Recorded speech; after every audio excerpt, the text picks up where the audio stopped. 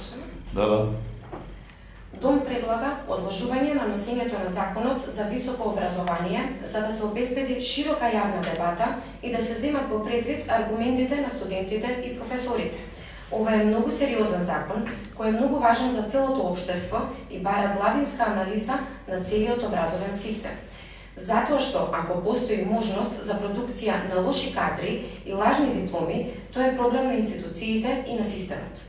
Но Дом не се сложува со брзината на носење на законот за високо образование. Дом апелира до Министерството за образование и наука да се направи темелна анализа на овој образовен систем, како и евалуација на досегашниот ЕКТС систем, да се укаже на недостатоците и на сите недоследности, да се ревидираат наставните програми согласно со европските.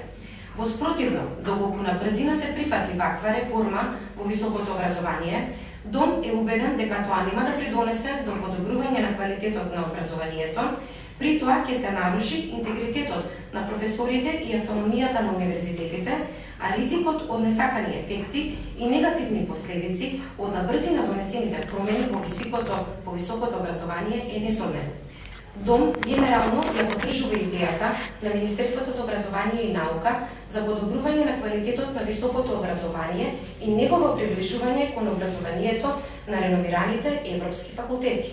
Добрата намера за унапредувањето на високото образование се огледа во неколкуте ставки во новиот закон за високо образование и тоа: напуштањето на досегашниот ЕКТС систем и воведување на системот 4+2 за додипломски и последипломски студии, воведување на усмен испит во оценувањето на студентите, објавување научни трудови, особено со импакт фактор во градење на наставно-научната кариера и обврзано активно познавање на странските јазици. Сакате да кажете дека сте против воведувањето на